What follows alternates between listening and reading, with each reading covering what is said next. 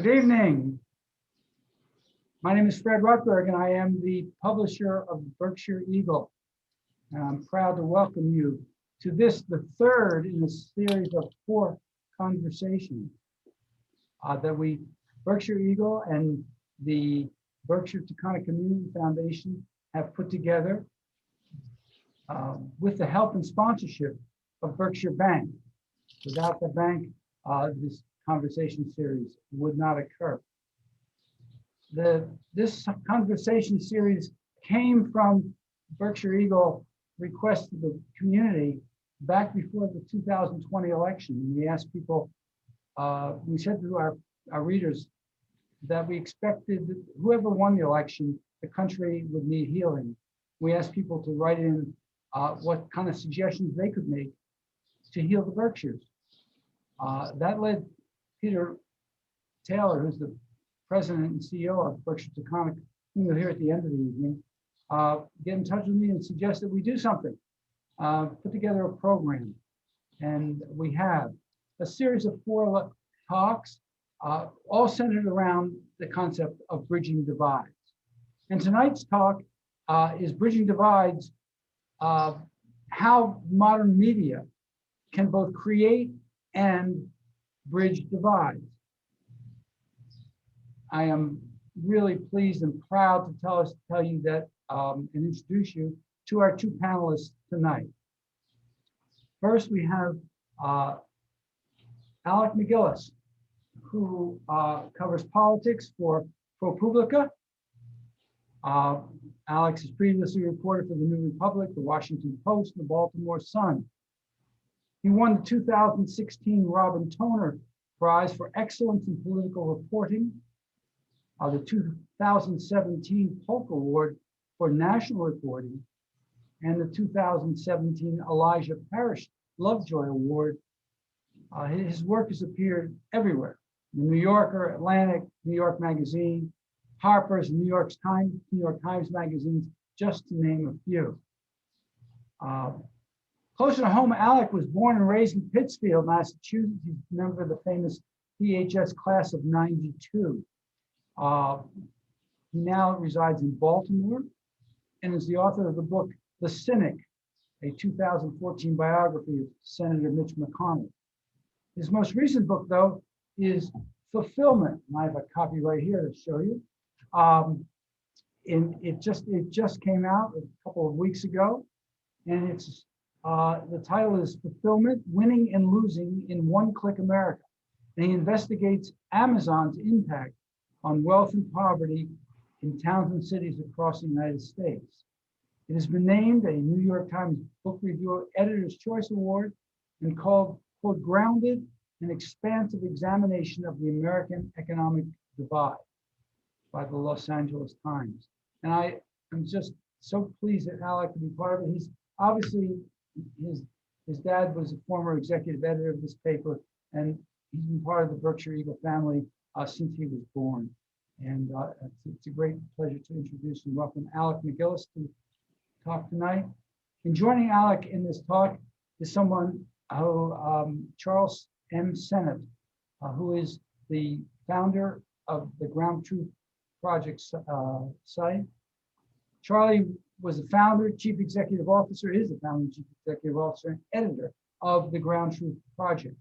He's an award-winning correspondent, a best-selling author, and an editor with 30 years experience in national, international, and local journalism. He has reported from the front lines of wars and insurgencies from at least 20 different nations, including the post-9/11 conflicts in Afghanistan and Iraq, and the 2011 the 2011 Arab Spring. His deep experience in reporting has led him to dedicate himself to supporting and training the next generation of journalists so that they can tell the most important stories of our time. Charlie is also the co-founder of Global Post, an acclaimed international news website. A leading social entrepreneur in the new media, he has started the Ground Truth in 2014, and then in 2017, he launched that nonprofit's new local reporting initiative, Report for America. He's an alumnus of the Columbia University's Graduate School of Journalism. He's a Nieman Fellow at Harvard University. In 2016, Charlie was accepted into the DRK portfolio of the most effective social entrepreneurs in the nonprofit sector. And he too has a Berkshire connection because we in the Berkshire Eagle have been the proud recipient of a Report for America reporter. Danny Ginn has been with us for almost a year.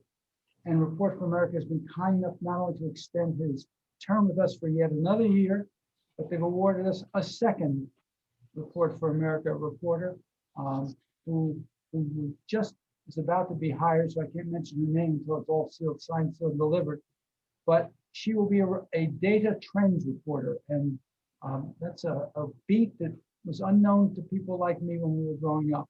But she will take information about governments and institutions and convey that to other reporters to help them increase their ability. So it's with great pleasure that I introduce you all to Alec MacGillis and Charlie Sennett. Now, to start off, guys, how will tomorrow's decision from Facebook's oversight board and whether or not to reinstate Donald Trump's account, in your estimation, either deepen the divides in our country or perhaps make a move towards helping heal those divides? Alec, you have any thoughts on that? Oof. Boy, I have to admit, I've been so busy with fulfillment and my day job that I haven't had too much time to focus on that particular decision. Other than to say that the one cannot overstate the extent to which Facebook has in fact sort of taken over the media landscape. What I saw in 2016 as a reporter who was out as Trump was rising across the country, and as we saw the Trump phenomenon starting to happen in early 2016, I picked up on it very early in 2016 in Ohio, where I was spending a lot of time as a reporter.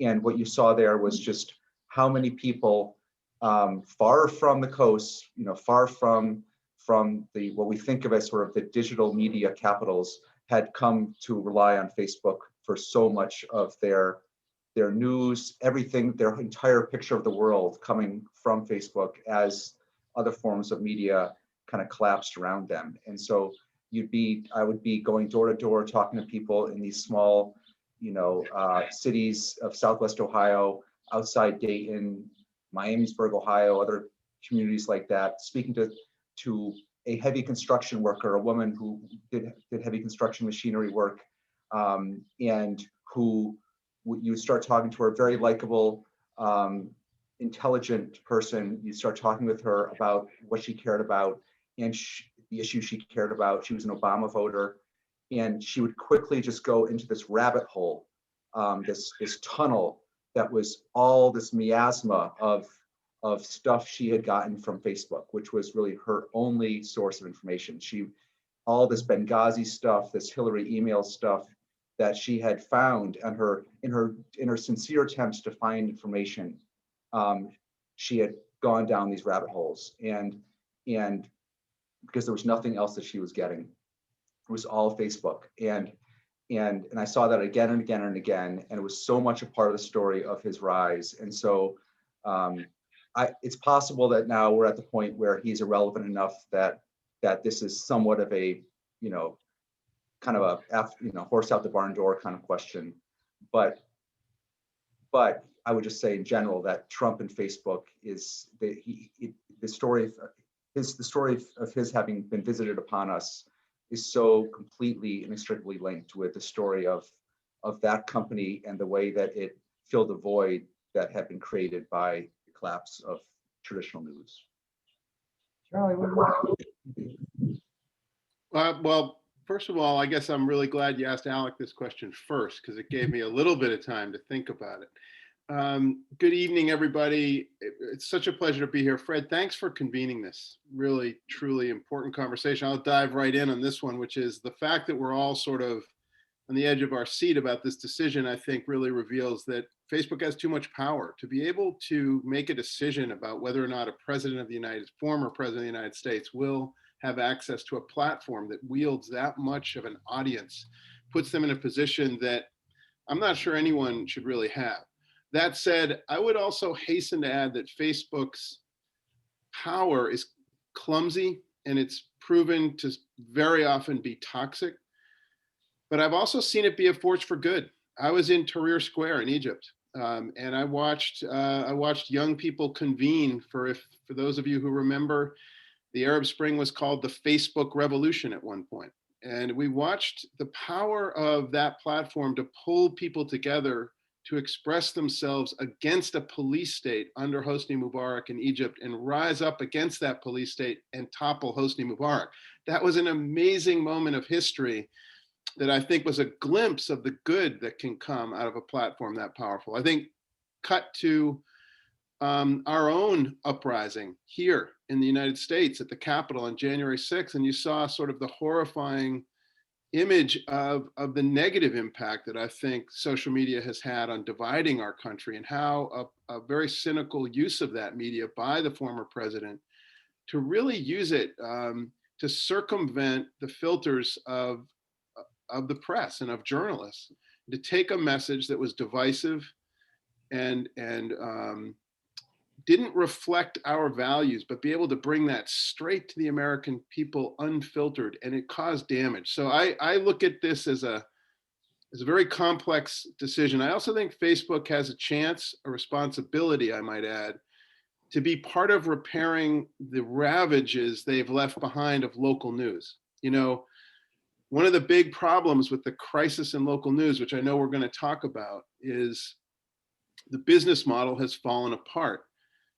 Different estimates on this, but approximately 70 cents of every digital advertising dollar goes to either Google or Facebook. That's what's killing local news in America. And that's what's really hurting a lot of the great news organizations we love that can't use the same business models they have in the past to successfully build their organizations. And I think Facebook has an opportunity to help. And I want to say they are helping. Facebook is providing a lot of funding for a lot of new initiatives. I think they get it, that they're going to have to be part of solving this crisis too. They support a lot of local news initiatives, including our own.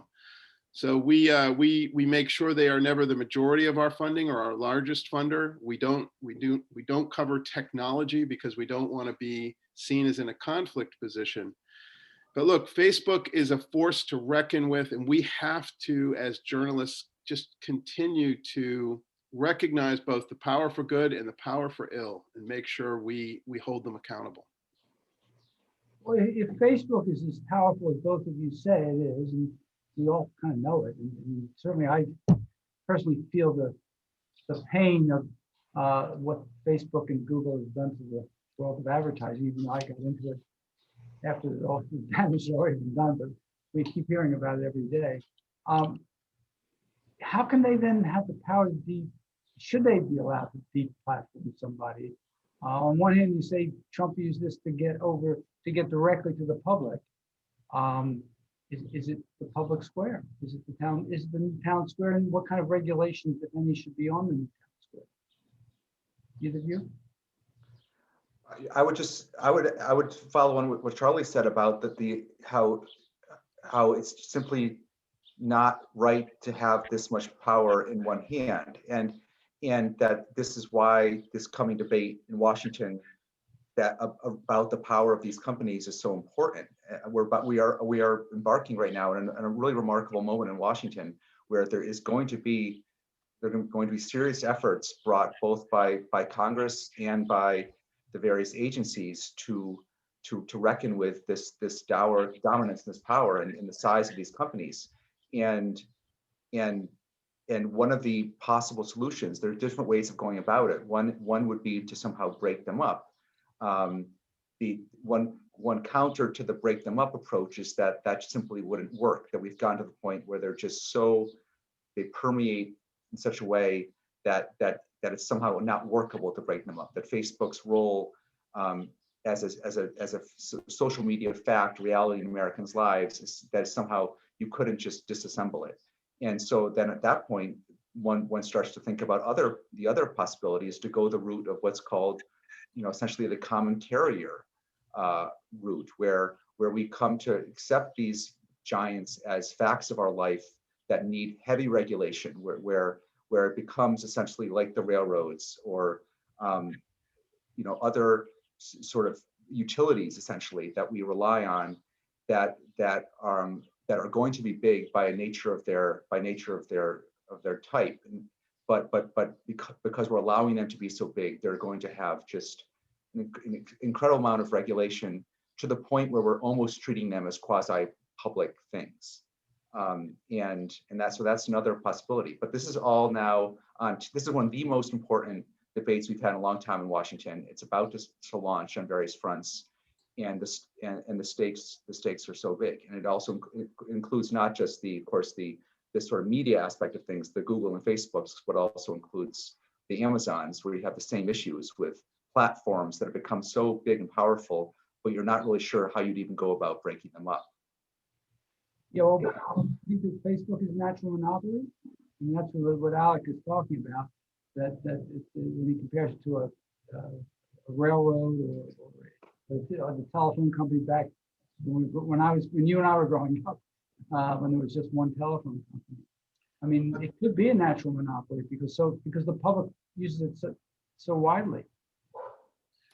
If that's directed to me, Alec, I would say I think Google and Facebook are a duopoly. I think we've seen the power of what sort of what happened with Standard Oil is happening in some ways with these big platforms that I think we have to be thoughtful in how we do a check and balance on this. We can look around the world to see good examples. Australia has really challenged really challenged Facebook in some deep ways. Europe is also doing it, and publishers are pushing back. And they're saying that we create the content that you deploy, in the case of Google through the algorithm, and in the case of Facebook through paid advertising, to try to create huge revenue for these companies that really comes off the backs of hardworking news organizations that put content out into the world, the basis upon which they've built their empires. And I think there is a fair pushback on that. And we're going to see this is a time of great ferment. And as I say, there is tremendous force for good, and there is really serious concerns about the toxicity of these platforms as well. I think we're in a moment that's a defining moment. It's other times in history you could go back to could be like, even in the 1930s when they started to think about the power of, should it be public radio or should there be a commercially driven broadcast network in America? And then you go fast forward in the late 60s in America, the Great Society, there was a real push to create more educational television. PBS and the Corporation for Public Broadcasting were born under the Great Society in 1967. I think we're in a moment now where we're going to have to create sort of new corporations for public media, and it's going to have to be more digital. And I think we're going to have to lean into this to call upon those who've amassed such extraordinary fortunes to say, you're going to have to play a role in a recreation and a restoration of local news in America, because the crisis in local news that is a business crisis first, and a crisis, and I would say, just to be tough on our tribe here, I think journalism has failed in many important ways that we need to reflect on and answer for. It's not just a business problem. It's also a problem of the soul of journalism, that we need to be better at our jobs. We need to think about making sure we are out there listening to people who don't feel heard in this country. But I think we also have to just sort of embrace this idea that we need to recognize that the crisis in local journalism in America has become a crisis for our democracy. The two are connected. And for journalists, we're storytellers, but we're not doing a good job telling our own story. This is a crisis with an enormity and magnitude of the collapse of the steel industry, or any other collapse of a very important industry, except I would argue this one, local journalism in America, that collapse is far more important, because it goes right into the foundation of our democracy.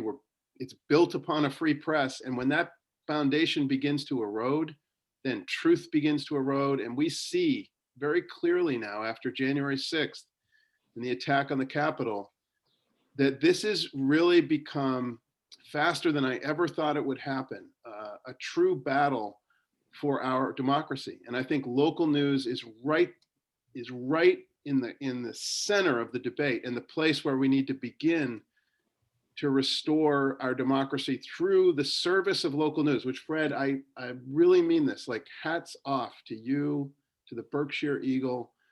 I love your newspaper. It is one of America's great papers. And I feel like the models you've done around innovations in business and pushing forward, your community needs to know this is, you guys are innovators, you're pioneers, and you're fighting the good fight. And it's a fight people need to understand. The stakes are very high. And I think the stakes really, truly are as high as our democracy. Charlie, I thank you for that Valentine to the Berkshire Eagle. I really appreciate it.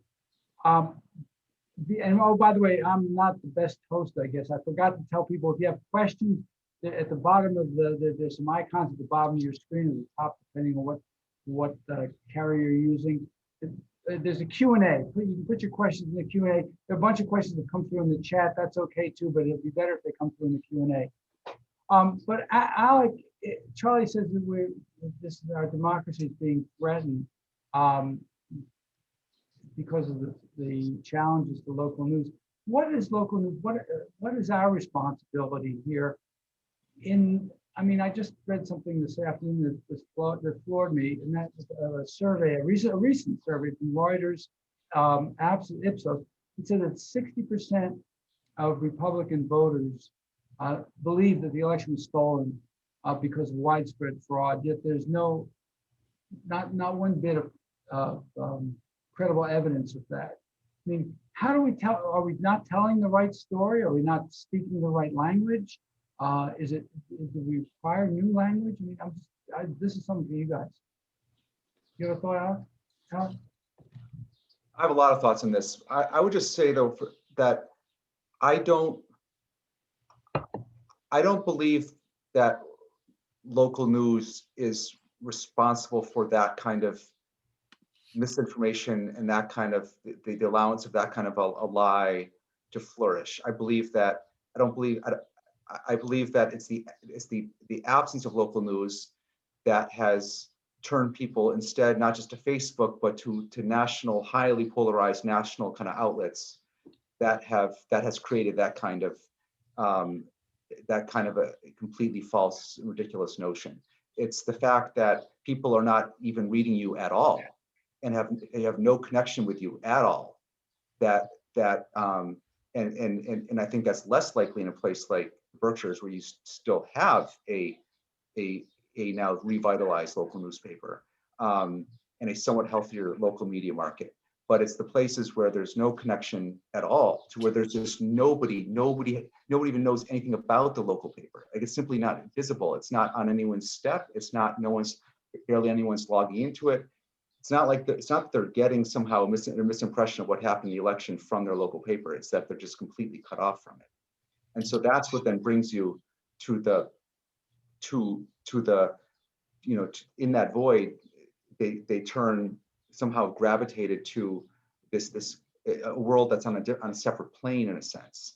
And that's not to say that there's nothing that you can do. I think that anything that local news can do to build confidence in itself as an institution by being out there talking to people, being active, being decent reporters, every single decent interaction between a reporter and a citizen is good for the media in general, because it builds confidence in traditional media.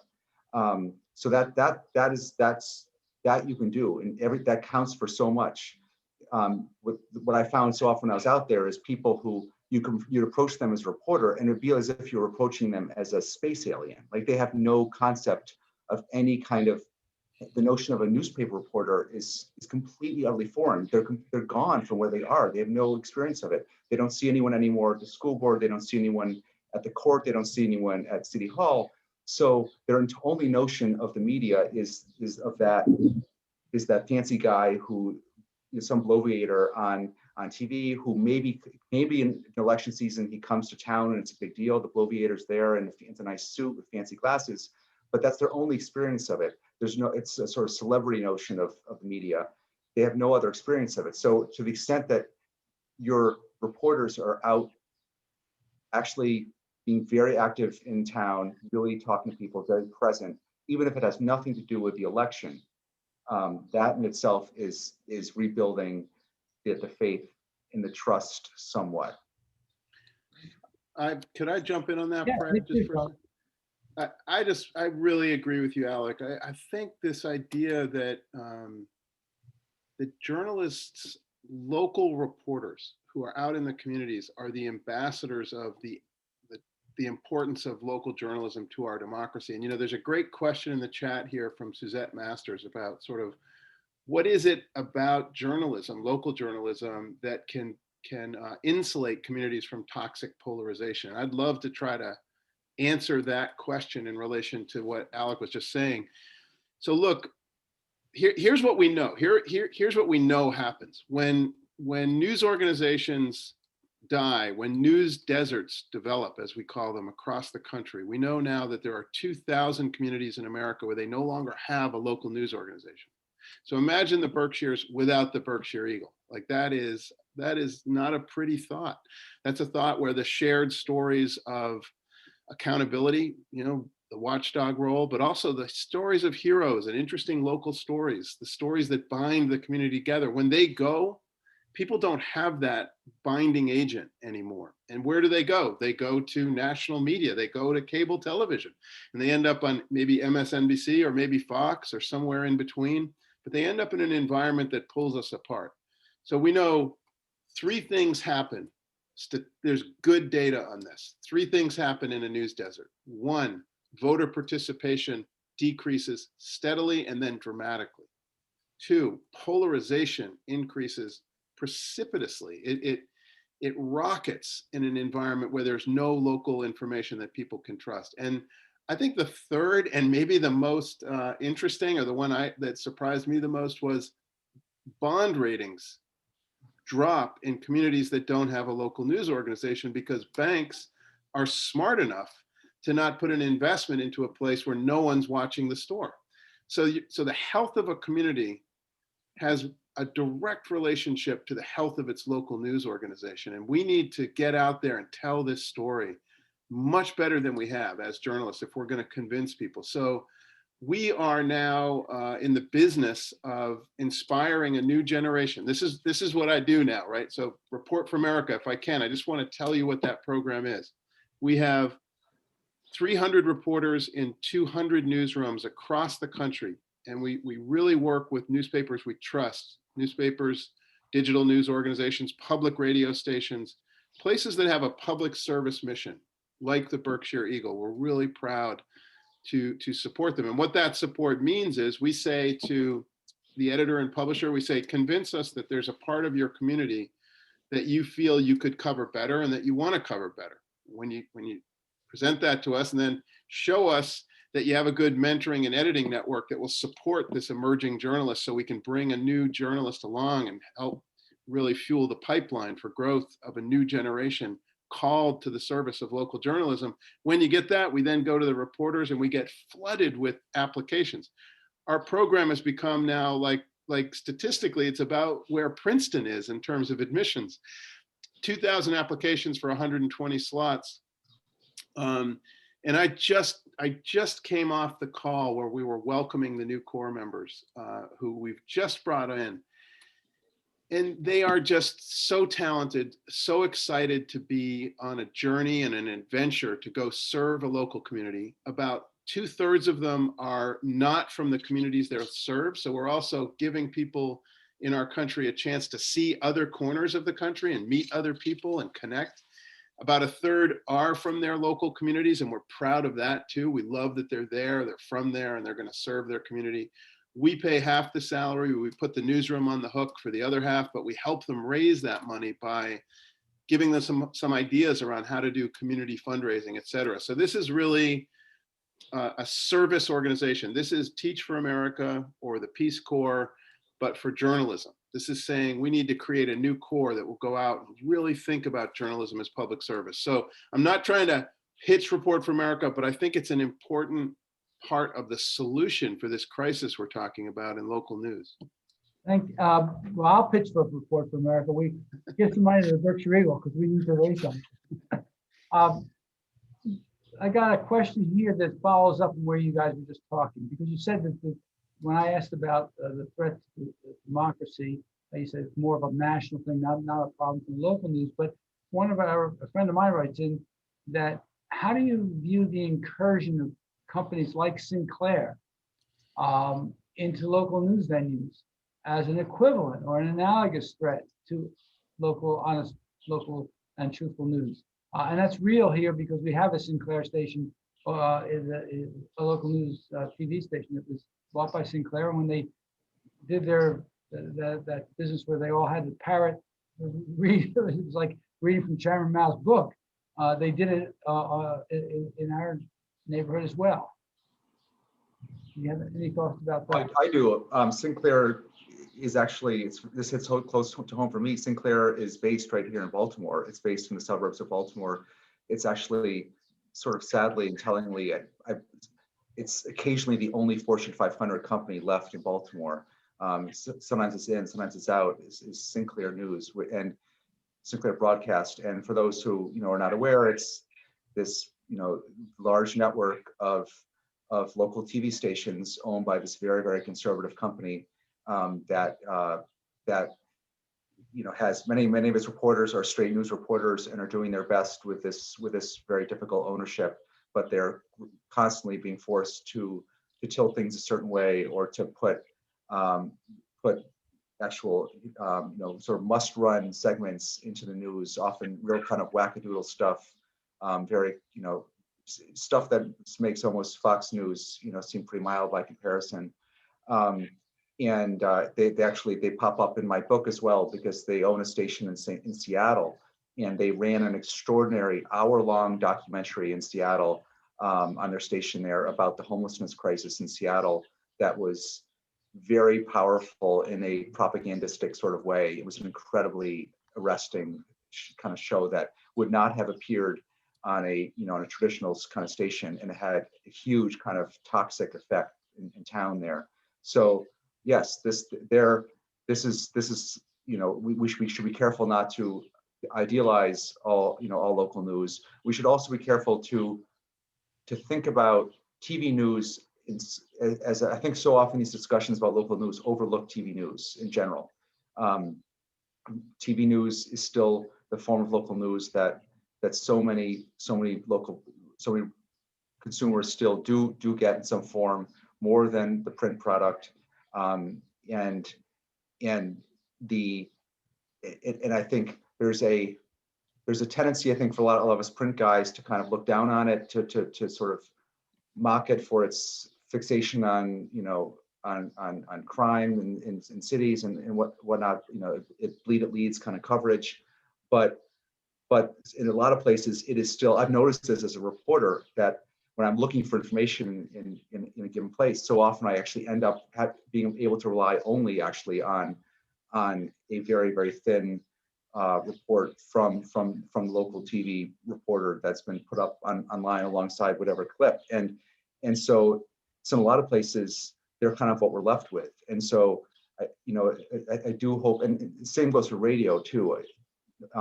So I do think that we should make sure that these kind of discussions, take in, even if it's not our thing necessarily, that we consider TV and their resources, their pressure from Sinclair type companies, that we think of that too as part of this landscape.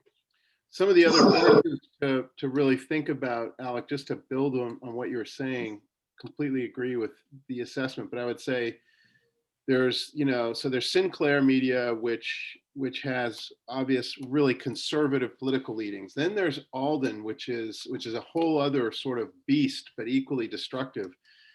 And Alden is a venture capital firm that is buying up local newspapers for the real estate, squeezing the last bit of profit it can out of them, firing the staff, gutting the newspapers and moving on to the next one. And it is just leaving a ravaged local news landscape of ghost newsrooms, essentially. And the other thing to worry about, and this is new, and I would say in the Berkshires, this is one to really get your radar up about, and that is there are new Sinclairs emerging from the left. And what really scares me, what really profoundly concerns me as a journalist, like I love the old school idea that we're supposed to tell you, you know, what to think about, but not what to think. I love that idea. I cherish it. I think it's the heart of what we do. And when we start seeing, look what happened to national media. Fox begot MSNBC, which created a polarization. So if we now have Sinclair and that begets a left-wing version of local news that has a left-oriented editorial tilt and strategy and purpose, I worry then we lose this last opportunity we have to really think of local news as the binding agent for our country. This is a place where if we do it right, local news can be free and unencumbered of partisan politics, but try to share sets of facts so that you understand the local issues and you can then come together as a community and decide them. I think that's the first primary building block. It's like where you begin to replant the seed is locally, and that's how we're going to get it back. That's how we can restore journalism from the ground up, as we say. Well, one of our people watching submitted a question. Is it time that maybe the FCC should revisit fairness doctrine? That's something I grew up with, and yeah. I just love that Alec takes the really hard questions first. So I'm going to wait, and then no, really seriously, I think you've thought about this a lot, Alec. I'd love to hear your answer. I have a follow-up, but I think this is something that's right in your wheelhouse. Yeah, I'm not sure I have the strongest feelings on the fairness doctrine, but I have very strong feelings on what Charlie just said about the polarization problem. I just think that this tonight's debate is not just about democracy, but it's about divides. And I spend so much of my time these days as a reporter basically trying to actually bridge divides and trying to, on various issues, find some kind of a somewhat of nuanced middle ground. And whether it's policing or schools and school opening, all these very, very, very, very charged issues. And I have been so dismayed by what has happened now that people are getting their news increasingly from these very polarized national outlets, not only on the right, but also on the left. And I've just become more and more worried about this. And I thought about this a lot late last year. I did a piece. I went out to Texas, West Texas, to New Mexico to do a piece about the worries of youth mental health in the pandemic, and there was a really tragic teen suicide in New Mexico that I went to write about, and I was just stunned by how many times when I would tell people in my world, which is basically sort of a blue metro East Coast world, that I was going out to write about that world. And the town in New Mexico where this happened, where the suicide happened, is an 80% Trump town. I was just stunned by the sort of instant stereotyping that I heard of what I was sure to encounter there, with all those crazy anti-masculine, sort of, wild, selfish folks that were just disregarding everything. But I went out there because I, was curious about what happened, and I spent several very intense days speaking there with everyone, and I was came away just, very impressed, as I always am when I actually go out to speak with anyone anywhere, by the humanity that I encountered, and the fact that what I found was so completely different than what the stereotype would have led one to expect. So much more nuanced, so much more complex, so much more just textured, and I wrote about it, and and managed to have a very resonant story, ended up resonating across the political spectrum, and I hope managed to bring some of us closer to some kind of common ground on this one front, where we're all dealing and all worrying about our young people in this terrible year. And so, we usually talk about the fairness doctrine issue because we're worried about the rise of right-wing media, and that's the context in which it's usually discussed, the rise of the Rush Limbaughs and how their absolutely toxic effect that they've had. But we are getting the fact point now where so many of us have ended up in our own bubble in a really, really unhealthy way, and to the point where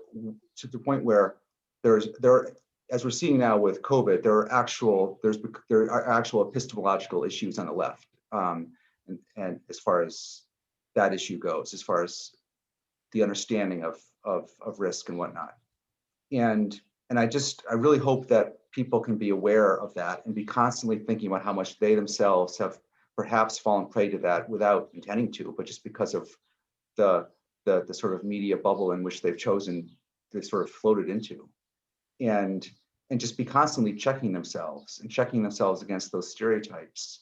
And as one commenter here noted, just be more aware of just the extent to which we have in fact come to stereotype entire swaths of the country, and that this has really now happened to us too, and us meaning sort of a blue liberal inclined, media, traditional media, now drifting left kind of reader and viewer, MSNBC, and so that's why I used to be very worried about the fairness doctrine, because I was more worried about what was happening on the right, and now I'm actually increasingly also worried about what's happening on the left. Yeah, I think I agree with that, Alex. I agree with that assessment. I think it is important in history to remember it. Man, I hope I'm remembering this accurately, but I'm pretty sure it's in the Reagan era. It's about 86, 87 that the fairness doctrine begins to be disassembled. And then finally there's a Supreme Court decision that rescinds the doctrine. And it was seen as sort of a victory for corporate broadcasting to open up and to not be so beholden to this regulation. And it was, the whole Reagan era of stripping away regulation, but it really did create a Wild West. And out of that really was born Fox News. And then Fox News, as I said, begot MSNBC because we started to pull apart.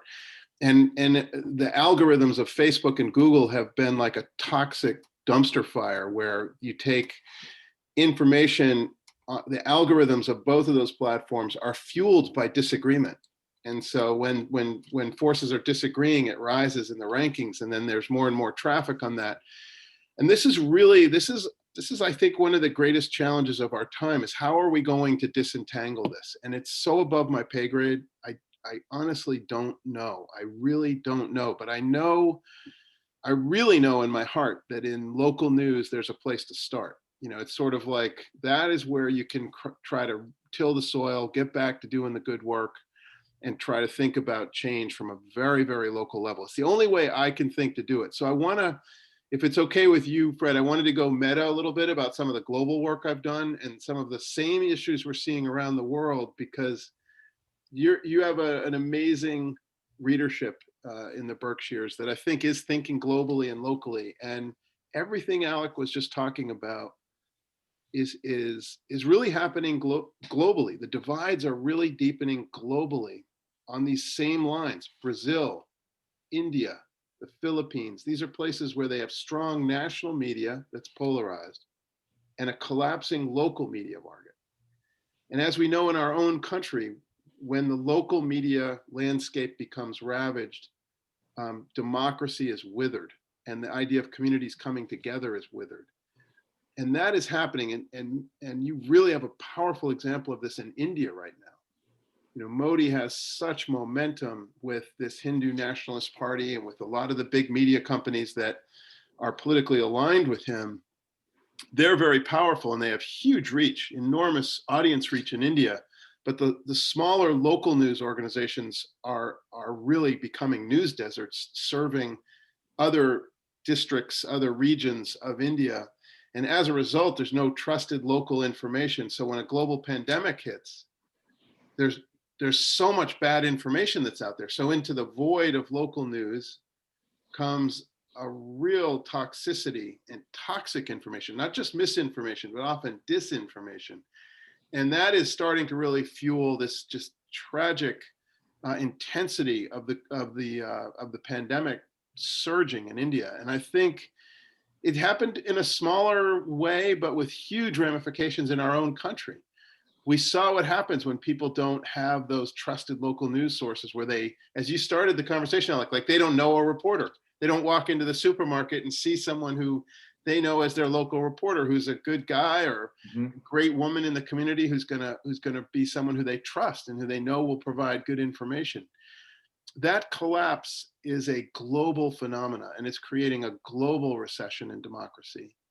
And it is something to think about. And this is I don't want to go too far astray here, but we just launched a service program that will mirror Report for America. That's Report for the World, and we're trying to inspire India and Nigeria first. I hope Brazil soon to replicate, to sort of franchise this model we're creating, where we hope they'll start their own initiatives now to understand that local reporting is the place where you begin to heal that landscape of journalism, so that you can have a better, more cohesive community and hopefully a more functioning democracy. I want to pick up on where Alec was a little bit, because a question has been in the Q&A that follows what you were saying before about the stereotyping. You were describing the situation out in eastern New Mexico and West Texas, and saying that, well, as soon as Trump was elected, the media rushed to categorize voters, saying the working class did this, the rural voters did brought us Trump, but it obviously is more complicated than that. And so the question comes down to, what can the media do to help everyone understand the true demographics and socioeconomic realities without stereotyping? Because it's so, in this world of polling, especially where we use empirical logic and all driven by computers, the way data processing can handle vast amounts of data, it becomes very attractive to put people in groups. And that just helps, I think, and I'm curious what you think, it drives people further and further into these silos. Have any thoughts on that, Al? Oh, I sure do. I mean, this goes back partly to the fact that this problem goes back partly to the fact that at the national level, while we've had this withering of local journalism, there's been actually, concentration of media in the big cities, in DC, New York, and a few other places, but those are the big ones, DC and New York. And so you end up with this deep disconnect right there, where to the extent that we do still have media, they're in the places that are doing incredibly well. They're increasingly kind of cut off from what's happening out there, whether out there is, a small Appalachian town or inner city Cleveland or wherever it might be, and just ending up with a view and really a lack of connection, a lack of, you might even call it empathy, but a lack of just touch with just all these different communities and types of voters and types of people. And so I believe that it's very important for what sort of the national media that remains, whether it's NPR or The Times or whoever, or ProPublica, to be constantly trying to break out of that bubble. And not just in the easily lampooned like Trump voter and diner thing. The Trump voter and diner thing became a bad joke, because the media had generally so failed in 2016 and the years prior to that they were then desperately trying to sort of compensate after Trump got elected with those kind of drive-by stories. But it's not about the drive-by stories. It's about just really spending serious time there. And maybe that means trying to do a better job of dispersing people around. I mean, I think one small glimmer of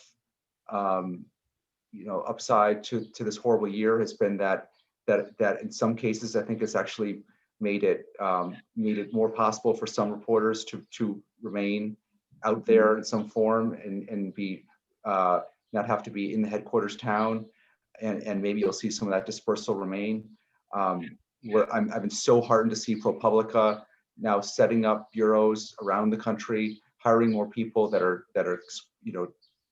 going to be by definition elsewhere than New York, where we're mostly based. And it's so to the extent, so in addition to report, I mean, I still think the main solution is a Report for America kind of approach, where you're actually in the local news organization. That is my preference as the main way to rebuild things. And it's why I'm a huge supporter of theirs. I've loved doing sessions with their reporters. I encourage everyone to go that route. Anyone who's starting out now to go that route, to get to be out there, and instead of a small cog in a big operation in DC or New York. That's my advice to young journalists, and I talk to them all the time. And but in addition to that, the kind of influential journalists that we're talking about in this question, that to spend as much time there as possible, and to also just be constantly aware of just how much your own view has been shaped by your environment in the thriving city, and just to constantly kind of check against that. But I mean, I have come to really see this, as a national journalist, as a huge mission of mine, just to be as much as possible there, and just to immerse and to somehow get word of what's there to back to the bubble. Charlie, I'm sure that Alex believed that the RFA is the way to start. I think it's a trusted old school way of thinking about start local, and I used to say, learn how to get lied to locally before you take on a really big story where you're getting lied to by professionals. You can figure things out in a local community, and you can. It's always been almost a cliche but it somehow evaporated, and so many emerging journalists, Alec, you probably see this if you go speak at Columbia School of Journalism, or you're at NYU or CUNY, or you go out to Northwestern, or you go to Berkeley. Almost everywhere in the country, this emerging generation of journalists, there's too much emphasis on wanting to do big national or big foreign. And for a while, there was this surge of freelancers going into war zones, which deep tragedy for me personally. Jim Foley, who I worked with, who I was proud to work with, who was my colleague. I was his editor on different occasions, both at Global Post and then at Ground Truth. And I thought the world of him. And as many of you know, he's the journalist who was captured by ISIS and killed. And that was a searing moment for us, where you have to tell not just the journalists who want to do national, but the journalists who want to do international. It doesn't matter where you want to start or where you want to end up, you have to start locally. And I try to tell journalists all the time that I covered the Middle East, but for me, it was a local story. I was the first reporter on the scene as a police reporter at the first World Trade Center bombing in 1993. I had a mullet. I was like out reporting like a New York Daily News cop reporter. And I loved my job, but it led me to trying to figure out who wanted to try to blow up the World Trade Center. Remember, they failed in 1993. Yeah. Only 6 people were killed. But it was the beginning of a story, so that by the time 9/11 hit, I had 8 years of reporting and trying to understand that. When I went to the Boston Globe, it became my job as Middle East bureau chief before 9/11. But it began, that whole journey as a Middle East correspondent, for me, began as a local story, a police story about who are these guys who tried to blow up the World Trade Center. We didn't know it then, but we know it now. It was nascent Al-Qaeda. And I think the best stories are the stories that begin locally and they build out. And this is why ProPublica can play such an important role in terms of seeding these really talented newsrooms that are operating locally to aspire to do great work. We've partnered with ProPublica. It's an amazing opportunity to think of this. There's so many different organizations in this space. You know, someone mentioned we should think about solutions, and I could not agree more. Like, solutions journalism is so important. We partner with Solutions Journalism Network, which is an amazing organization that asks the journalists who are part of its training to think as hard about the solutions as you do about the problem, and to report as hard on both. And, you know, there's so many forces for good right now trying to work together. I think one of the challenges is going to be, how do we create a big tent that we can all come together and keep working together? Because we have to think about how we're going to do that. And I think there's a lot more we can do. And if I know we don't have too much time, Fred, but I did want to ask you a question, if I may. I wanted to just say, like, part of the journey has been recognizing that the nonprofit journalism, those approaches are going to become more and more important across the country. In local journalism, public radio is so strong in our state, in Massachusetts, but across the country. And I just wanted to sort of learn a little bit about what your journey has told you about the role that nonprofit journalism can play in the future. Well, clearly, for us, philanthropy is going to be a part of what's going to keep our organization moving forward and growing in the future. We've investigated becoming a nonprofit. It's certainly not something that I want to do. Not because I think there's value in for-profit companies. Because I've experienced myself situations where people sort of perform for the grant. I don't want to become a performer for grant givers, Right. And so that's scary, a little bit scary. But we've been working with Berkshire Taconic. We've got some plans down in the future that I don't want to announce on this right now. But we're going to bring philanthropy into our organization because it seems to be what's happening all over the country. I have one last question for you guys. And this is using the chair's prerogative because it cuts close to where we're at. Someone wrote in, do local newspaper editorials contribute to the divide, given that many people do not distinguish news from editorial comments? Then can you imagine newspapers without editorials? And, I get this a lot because people, whenever I go out in the street to talk, people say, oh, I read your paper, but you're too left wing. They don't use that term, but that's what they mean. We're all a bunch of communists. And I try to distinguish between the news pages, the front page, and the local page from the editorial page, and then the editorials from the op-eds. But it doesn't work. People believe that we're all, that we're very, very far to the left, even though we're not, at least in my estimation. But I'm just curious what you think about this. Alec, you've got some real connection to this situation. Yeah, I'm pretty biased on this one. I'm a big believer in local editorials, and I mean, okay.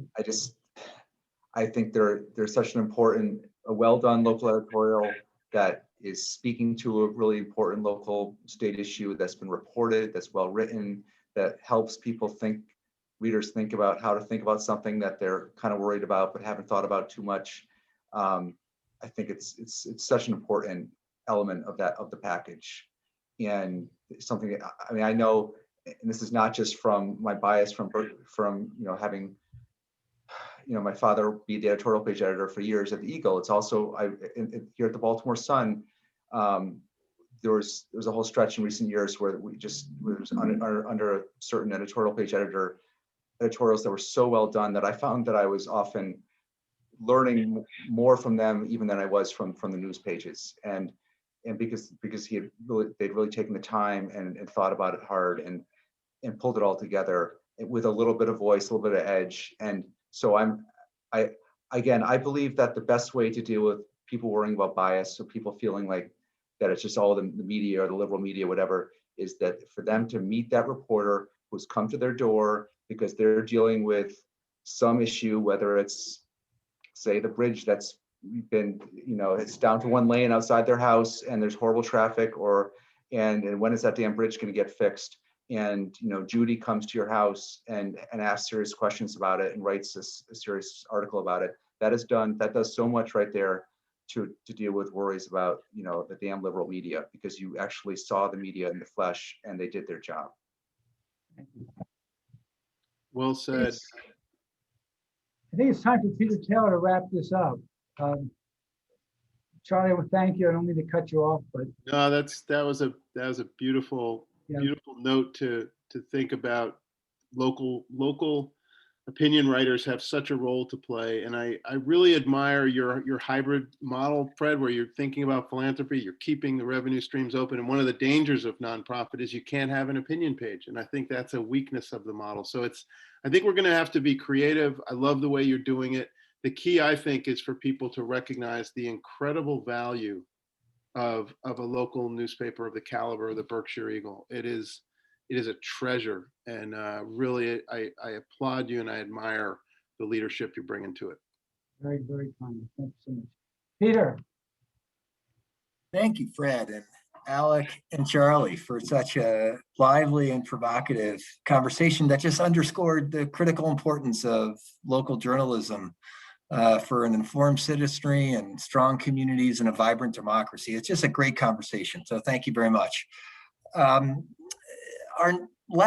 fourth of this speaker series is next Tuesday, and it's going to focus in on what does bridging divides and healing communities look like on the local level.